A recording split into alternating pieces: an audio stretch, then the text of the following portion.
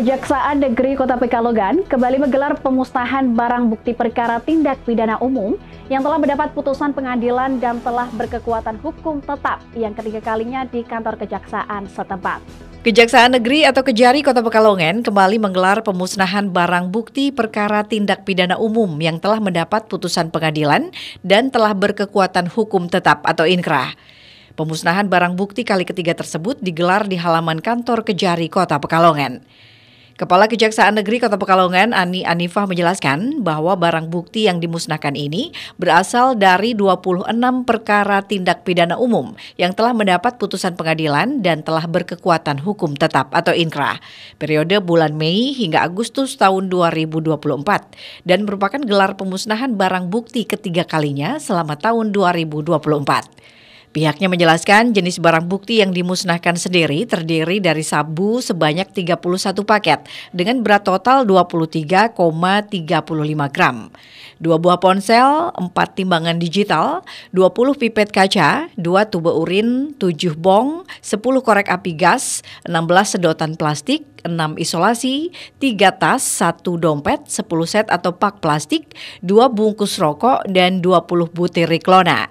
Kemudian 418 butir alprazolam, 1 pakaian atau topi, 1 senjata tajam, bendo atau golok, 1 tang, 1 obeng, 1 kunci kontak, 11 lembar rekapan judi, buku dan kupon, 2 kantong bubuk peledak petasan seberat 10,19 on, 1 timbangan digital, 1 buah gelas kaca, 2 senjata tajam, pisau, dan 1 potong pakaian atau kaos. Ani Anifah menambahkan bahwa jaksa adalah eksekutor atau pelaksana putusan pengadilan dalam perkara pidana. Tidak hanya eksekusi pidana badan saja, namun juga eksekusi terhadap barang bukti atau barang rampasan yang terdapat dalam amar putusan pengadilan tersebut. Antara lain dikembalikan kepada pemilik atau dirampas untuk negara atau dilelang, atau dirampas untuk dimusnahkan dengan cara melakukan pemusnahan terhadap barang bukti seperti yang digelar saat ini.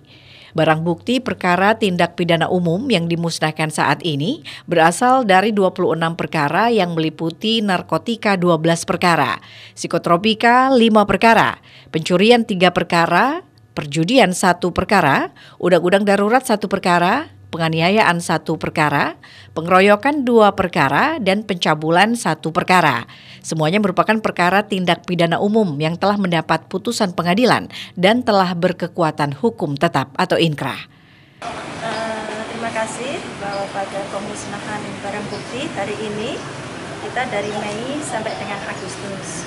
Yang kita musnahkan adalah perkara-perkara yang sudah memperoleh kekuatan hukum tetap, di mana untuk terdakwanya dan denda, kalau itu ada denda sudah dilaksanakan, sehingga barang bukti juga harus dilakukan eksekusi. Maka dalam hal ini dari bulan Mei sampai dengan Agustus kita lakukan pemusnahan barang bukti. Sementara Kepala Seksi Pemulihan Aset dan Pengelolaan Barang Bukti atau PAPBB Kejari Kota Pekalongan, Yasosi Sohi menambahkan bahwa pemusnahan dilakukan dengan cara dibakar. Namun barang bukti seperti narkotika, sabu, dan juga psikotropika atau obat-obatan dimusnahkan dengan cara diblender dengan air, termasuk bubuk petasan. Setelah diblender baru dibuang. Dan barang bukti seperti obeng, tang, dan golok dipotong-potong dengan mesin gerinda. Sementara barang bukti ponsel dimusnahkan dengan cara dipalu sampai hancur dan tidak dapat digunakan lagi. Robani, Batik TV melaporkan.